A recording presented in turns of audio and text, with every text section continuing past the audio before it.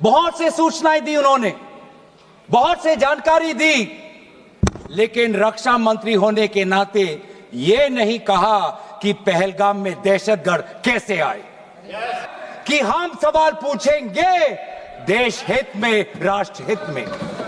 कि 100 दिन गुजर गए और वे 5 दहशतगर्दियों को यह सरकार पकड़ नहीं पाई। अंत में जाके जिम्मेवारी कौन लेता है? जम्मू कश्मीर के लेफ्टिनेंट गवर्नर नहीं। अगर जिम्मेवारी किसको लेनी पड़ेगी तो आदरणीय गृह मंत्री आपको लेनी पड़ेगी, नैतिक जिम्मेवारी आपको लेनी पड़ेगी। आप लेफ्टिनेंट गवर्नर के पीछे नहीं छुप सकते। श्री गौरव गोगोई।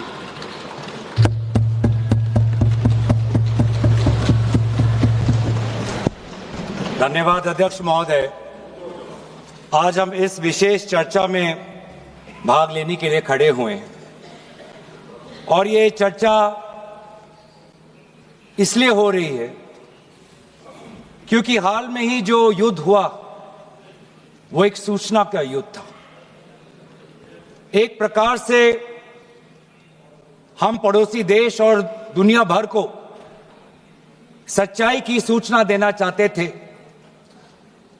और कुछ ऐसे ताकत थे, ऐसी शक्तियां थी जो भ्रम का सूचना सारे देश में, सारे दुनिया में फैला रहे थे। और इसीलिए इस चर्चा का विशेष मांग यह है कि आज सच्चाई सदन में आनी चाहिए, सच्चाई पहलगाम की आनी चाहिए, सच्चाई ऑपरेशन सिंदूर की आनी चाहिए, सच्चाई विदेश नीति की आनी चाहिए। और यही आज हमने सूचना का जो युद्ध की जो बात हम कर रहे हैं वो आज हमने आदरणीय राजनाथ सिंह के भाषण में सुना। बहुत से सूचनाएं दी उन्होंने, बहुत से जानकारी दी, लेकिन रक्षा मंत्री होने के नाते ये नहीं कहा कि पहलगाम में दहशतगर्द कैसे आए, ये नहीं कहा कि बेसारन में जहां पर 1000 लोग जाते हैं, खुशियां मनाते हैं, कैसे 5 दहशतगर्द वहां पर जाकर 26 लोगों की गोलियों से छलनी करते हैं। ये बात, ये सूचना रक्षा मंत्री ने नहीं दी। यही है सूचना का युद्ध कि इतनी जानकारी देते हैं कि कभी कभी सवाल पूछना भी भूल जाते हैं। और आज ये है हमारे विपक्ष का कर्तव्य कि हम सवाल पूछेंगे देश हित में, राष्ट्र हित में। आज देश ये जानना चाहता है कि वो 5 दहशतगर्द कैसे घुसे और उन दहशतगर्दों का भी मकसद था।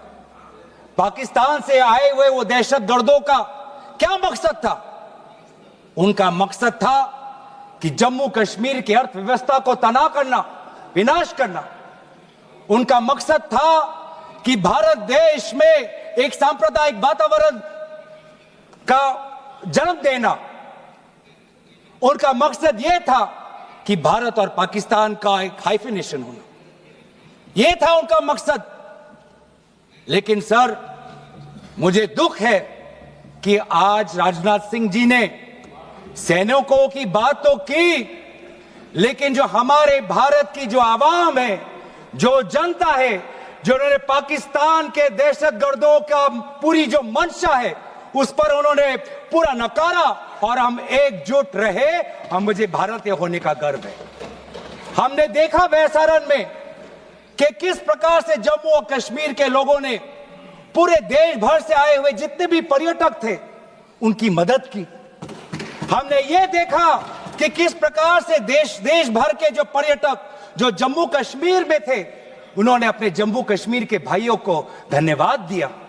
हमने ये भी देखा कि कैसी एक विधवा हिमांशी नरवाल ने कहा कि मैं नहीं चाहती कि मेरे जो पति जिसको लेके आज राजनीति हो रही है उसके शव पर देश में हिंदू मुसलमान की राजनीति हो, मैं नहीं चाहती। यह है हमारी देश की संस्कृति और यह था मंशा पाकिस्तान का।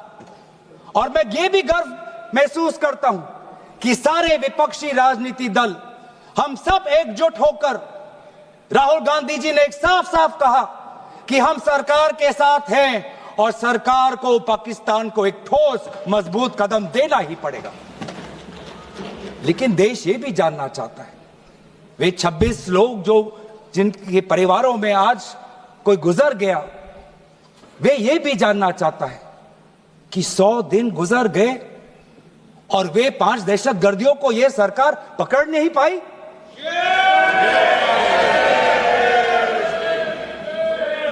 देश के वो लोग ये भी जानना चाहते हैं कि ये जो 5 दहशतगर्दे थे, दहशतगर्दी जो आए टेररिस्ट, निश्चय इनको किसी ने पनाह दी, निश्चय इनको किसी ने जानकारी दी, निश्चय ये पूरा जो 1 घंटा का जो उन्होंने गोला बारूदी की, उसके बाद ये फरार हो गए, उनको फरार होने में भी किसी ने उनकी मदद की। और आज भी ये 100 दिन हो गए और सरकार के पास कोई जवाब नहीं। आज आपके पास ड्रोन है, आपके पास पेगासस है, आपके पास सैटेलाइट है, वहां पे सीआरपीएफ है, वहां पे बीएसएफ है, वहां पे सीआईएसएफ है, वहां पे आदरणीय गृह मंत्री कुछ दिन पहले ही गए थे पूरा रिव्यू लेने के लिए, और आप किसी को पकड़ नहीं पाए। ये कैसी है, ये कैसा बंदोबस्त?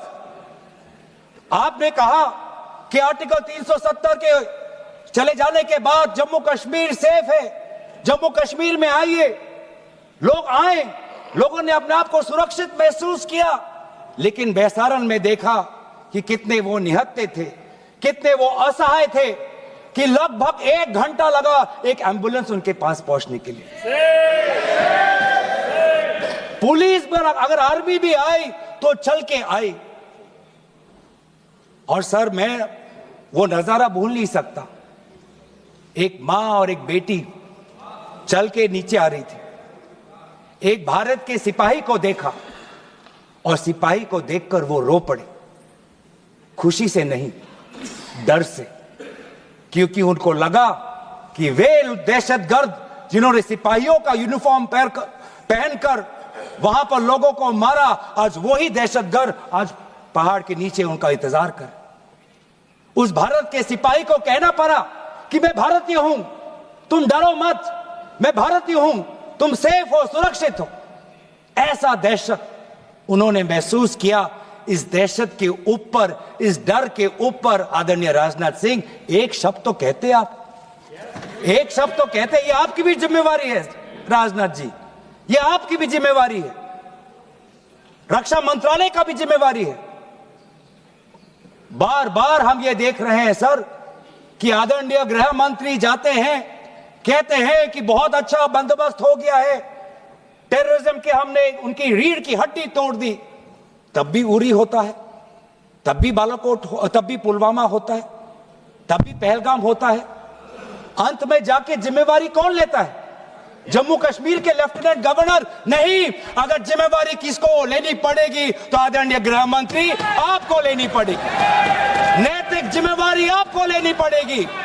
आप लेफ्टिनेंट गवर्नर के पीछे नहीं छुप सकते, आप लेफ्टिनेंट गवर्नर के पीछे ये केंद्र सरकार नहीं छुप सकती, क्योंकि गृह मंत्री खुद वहां पे थे कुछ ही हफ्ते पहले, खुद उन्होंने सिक्योरिटी का रिव्यू लिया कि आपके पास जानकारी नहीं थी।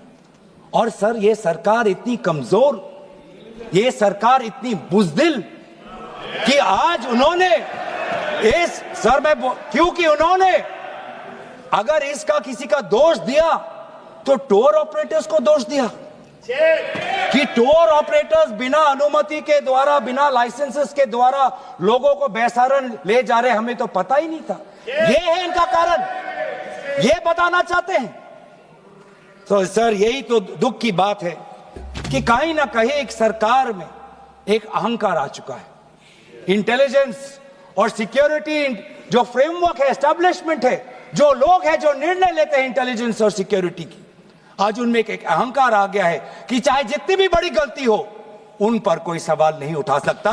लेकिन आज हम सवाल उठा रहे हैं, आज हम सवाल उठा रहे हैं, आज हम सवाल उठाएंगे। प्रधानमंत्री मोदी जी, आपको, आप सऊदी अरब में थे, आप जब वापस आते आपका पहला नैतिक कर्तव्य होता कि पहलगाम आप जाते, लेकिन आप पहलगाम नहीं गए। एक सरकारी कार्यवाही के लिए आप बिहार गए और चुनावी भाषण दिया।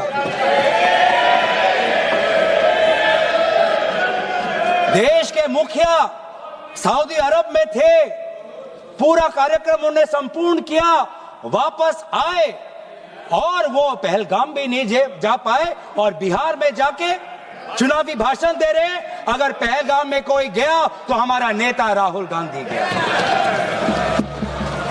अगर पहलगाम में जो लोगों की मृत्यु हुई उनके लिए अगर शहादत की मांग कोई कर रहा है तो हमारा दल का नेता राहुल गांधी कर रहा है। राहुल गांधी जी बदामी के कंटोनमेंट में गए। सर मैं बोलूं? Sir house in order. Sir house in order में sir house is not in order में रहेगा सर। टाइम लेकिन आप तथ्यों पे बोले, गलत सूचना नहीं दे सदन में, गलत सूचना मत दे। हम बोलिए इसके ऑर्डर में लाइए सर। कोई सदन में गलत तथ्य नहीं रख सकते आप। सर मैं बोलूं सर कैमरा आएगा मेरे पे। धन्यवाद। आदरणीय अध्यक्ष महोदय, अब बात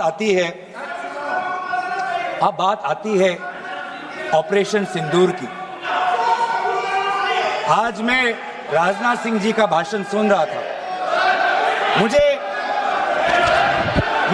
पता नहीं चल रहा था कि राजनाथ सिंह जी जो भाषण दे रहे थे वो किस समय का उजागर कर रहे थे।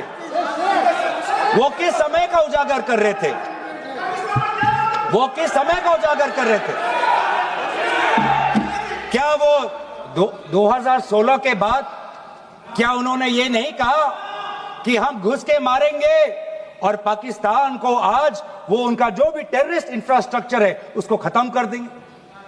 वही बातें तब की, वही बातें पुलवामा की बात की कि पुलवामा के बाद आज हमारे लड़ाकू जहाज अब गए हैं, अब पाकिस्तान अब कभी भी भारत पर उंगली नहीं दिखा सकता। और उसके बाद आज दोबारा वही बातें कर रहे हैं, कि हम घुस के मारे, हमने ये किया, फलाना किया। और ये अब भी कह रहे हैं कि ऑपरेशन सिंदूर कंप्लीट नहीं हुआ, अधूरा है, क्योंकि कल को जाके दोबारा पाकिस्तान कर सकता है। ये खुद कह रहे हैं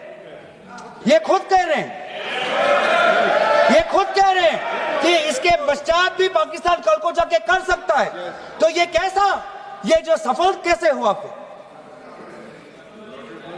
क्या सफल हुआ?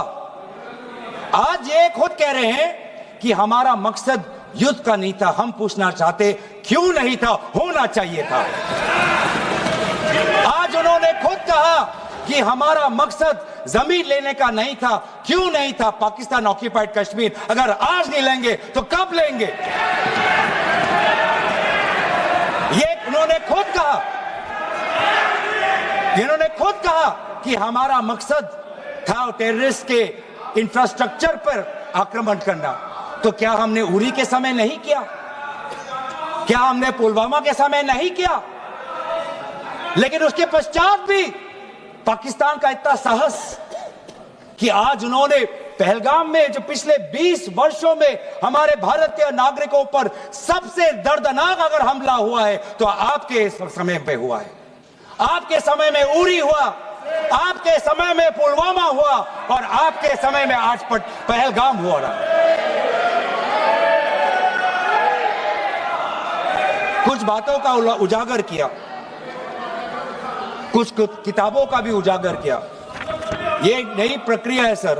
हर चर्चा में आदरणीय भाजपा के नेता एक किताब उठा लेते हैं, जानकारी दे रहे थे। हमें नहीं सर, ब्लूमबर्ग को क्या जानकारी दिया,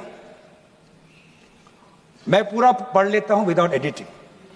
व्हाट इज इंपॉर्टेंट, क्या जरूरी, हिंदी में अनुवाद करने की कोशिश भी करता हूं, मत करो। क्या ये जरूरी नहीं कि जेट गिरे, पर क्यों गिरे, क्या गलतियां हुई वो महत्वपूर्ण है, संख्या महत्वपूर्ण नहीं। सर 35 ही राफेल है देश में, 35 ही राफेल है। अगर उनमें से कुछ गिरे भी तो देखिए सर, मुझे तो लगता है कि बहुत बड़ी क्षति हुई। 35 राफेल, अगर कुछ उनमें से भी अगर कुछ गिरे तो मुझे लगता है कि जरूरी है, क्योंकि आपको लगता है कि 35 राफेल काफी है, तो अगर कुछ गिरे तो वो भी जरूरी है। और उन्होंने उसके बाद ये कहा कि ये बात अच्छी है कि हमने अपनी गलतियां को समझा, उसको सुधरा, और 2 दिन बाद हमने अपने जेट को उड़ाए और दूर से हमने आक्रमण किया। सर ये मैं थोड़ी जानकारी चाहूंगा। हमारे पास जो हमें यह संदेश मिलता है कि दुनिया के सबसे बढ़िया और बेहतरीन लड़ाकू जहाज हमारे पास है, सबसे बेहतरीन पायलट हमारे पास है, तो सीडीएस को ऐसा क्या कहना पड़ा, ऐसा क्या परिस्थितियां हैं कि हमारे पायलट हमारे लड़ाकू जहाज क्लोज रेंज में नहीं जा सकते, उनको दूर से ही फायर करना पड़ता। ये क्या है? ये क्या पाबंदी है? ऐसी ये क्या पाबंदी है कि सीडीएस को ये कह रहे हैं कि हमारे लड़ाकू जहाज ने पहले दिन गलतियां की, गलतियां हमने सुधारी और दूर से हमने आक्रमण किया। क्या हम पास से नहीं कर सकते?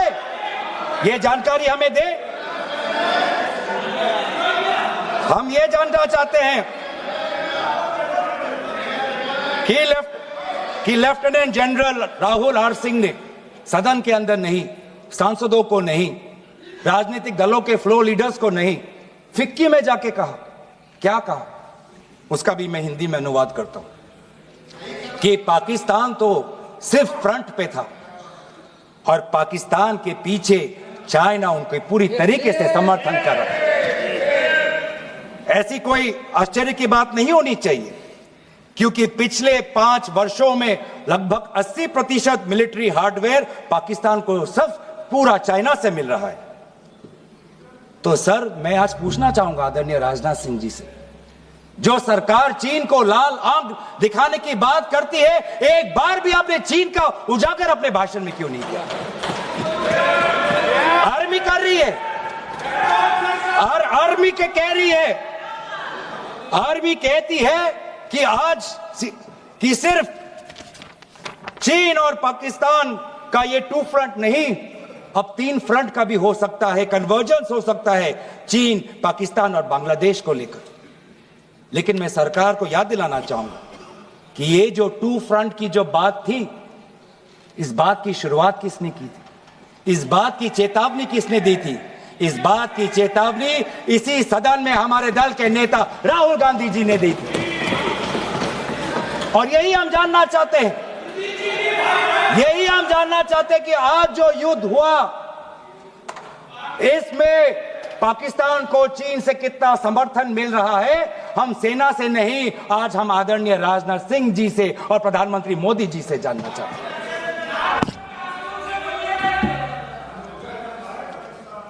और सर इंडोनेशिया में जो डिफेंस अटैचे है, उसने तो ताज्जुब की बात कह दी। उसने क्या कहा sir? India defence attache group captain Shiv Kumar ने, हिंदी में दोबारा अनुवाद करता हूं, कि भारत ने लड़ाकू जहाज खोए तो खोए इसलिए क्योंकि कुछ मिलिट्री टारगेट्स पर आक्रमण करने पर पाबंदी थी। क्यों? क्या पाबंदी थी?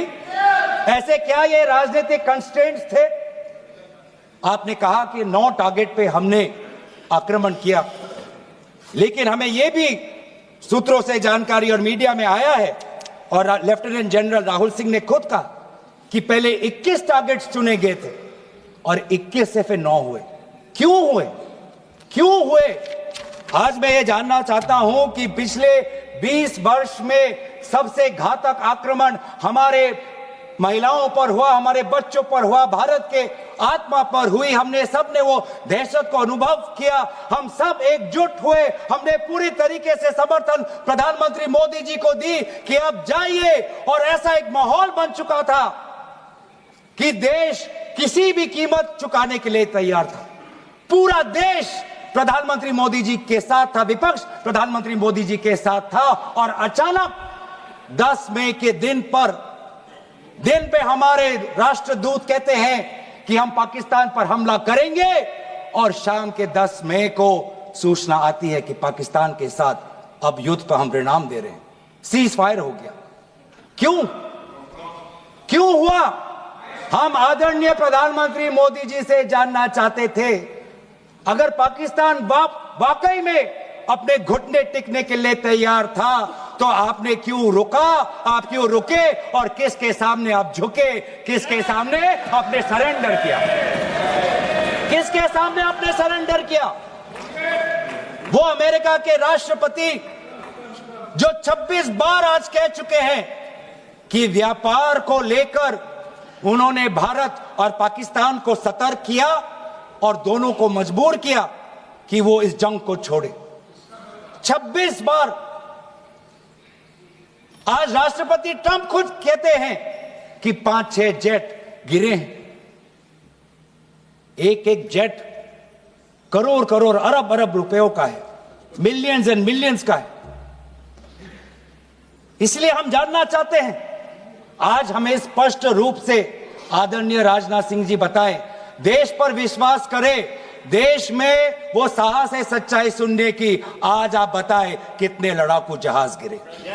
हमारे में वो साहस है, क्योंकि ये सूचना, ये सच्चाई सिर्फ देश के नागरिकों के लिए नहीं, ये सूचना, ये सच्चाई हमें देश के जवानों को भी देना है। आज उनसे भी झूठ कहा जा रहा है, उनके बीच में भी भ्रम फैलाया जा रहा है। हम उनकी जो सच्चाई है आज हम सदन के अंदर लाना चाहते हैं। और सर, बात में आती है विदेश नीति की। किस मुंह से हम कहें कि विदेश नीति आज सफल हुआ है? किस मुंह से कहें? ये आदरणीय राजनाथ सिंह जी, शंगीला में जो डायलॉग हुआ, उस डायलॉग में जो ड्राफ्ट जो आया, जिसको भारत सरकार ने नकारा, वो ड्राफ्ट बनाने में हमारे ही कुछ सहयोगी देश थे, जिनका नाम मैं नहीं लेना चाहूंगा। लेकिन ऐसे देश जिसको हम परंपरागत दोस्त हम मानते हैं, ट्रेडिशनल एलाइज मानते हैं, आज उन्होंने भी इंडिया और पाकिस्तान को हाइफिनेट कर दिया। और आप ये शब्दों के खेल से आप खुश हो कि ब्राजील के डॉक्यूमेंट में पाकिस्तान, ये जम्मू कश्मीर का पाकिस्तान का भी नहीं, ब्राजील के डॉक्यूमेंट में सिर्फ जम्मू कश्मीर में जो दहशतगर्दी हुई उसी की निंदा हुई, पाकिस्तान की निंदा नहीं हुई। पर आप उससे खुश हो? अगर आप उससे खुश हो तो मैं जानना चाहूंगा, जो $1 बिलियन का आर्थिक सहायता IMF ने दिया पाकिस्तान को, उस पर आपको क्या कहना है? हम जानना चाहेंगे, जो ADB एशियन डेवलपमेंट बैंक से 800 मिलियन का आर्थिक सहायता जो मिलेगा पाकिस्तान को, आज भारत उस पर क्या रवाई है? वर्ल्ड बैंक का जो $40 मिलियन आ रहा है, और ये पैसा किसको जाएगा सर? पाकिस्तान की नेतृत्व उनकी जनता या उनकी चुनी हुई सरकार नहीं, पाकिस्तान की सरकार का जो रिमोट कंट्रोल है वो पाकिस्तान की सेना के पास है। तो ये सारा पैसा वहीं जाएगा जहां पर हमने मिसाइल गिराई। तो क्या इतना भी हम नहीं कर पाए? क्या इतना भी ताकत नहीं? क्या इतना भी विश्व गुरु में लोगों का विश्वास नहीं, देश अंतर्राष्ट्रीय नेताओं का विश्वास नहीं कि IMF का एड ना जाए पाकिस्तान के पास, वर्ल्ड बैंक का एड ना जाए पाकिस्तान के पास, ADB का एड ना जाए पाकिस्तान के पास? आप में इतना भी ताकत नहीं कि एक देश ने पाकिस्तान को टेरर स्टेट का दर्जा नहीं दिया। एक देश ने आज FATF financial action task force में, जिससे बहुत नियंत्रण पाकिस्तान पे पड़ती थी, आज उससे वो 2022 में निकल आई ग्रे लिस्ट में। क्या वो डालेंगे?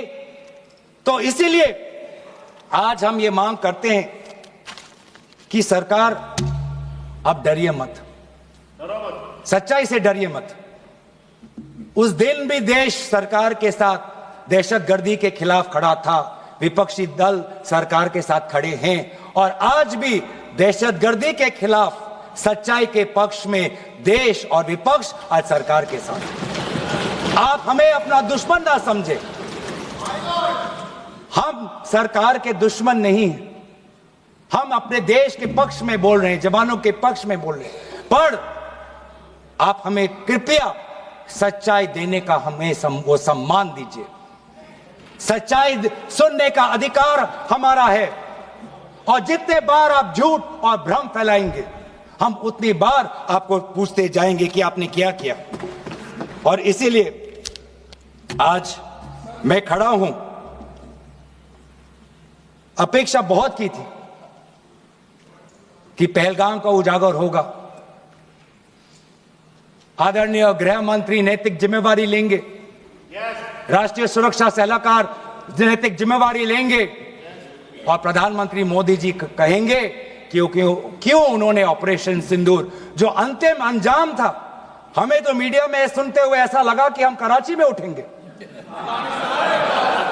मीडिया में हमारे भारत की मीडिया जो जिनको सूचना आपसे ही मिलती है, उनका सुनने में लगा कि आज तो हम फतह करके ही रहेंगे, लेकिन पता चला कि नहीं, कहीं ना कहीं हमारे पैर डगमगा गए, और जो अंतिम परिणाम था उससे पीछे हम हट गए। हमें पीछे नहीं हटना, हमें आगे बढ़ना है सच्चाई के साथ, लोकतंत्र के पक्ष में। इन्हीं बातों के साथ मैं अपना पक्ष समाप्त करता हूं। धन्यवाद। जय हिंद।